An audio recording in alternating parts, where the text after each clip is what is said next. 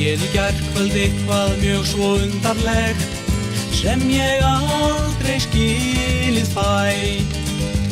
Það gerði líf mitt allt svo nýtt og ótrúlegt og ég skil eitthvað komið hér af stað en eitthvað hefur undarlegt skeð.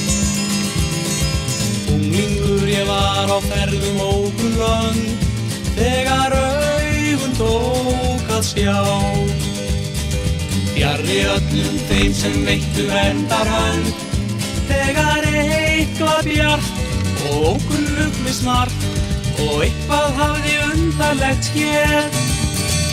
Skil ei enn vel hvað vakir fyrir mér, veit þó samt að minn hugur núna sér draumablik daga nýra, undralönd, ævintýra.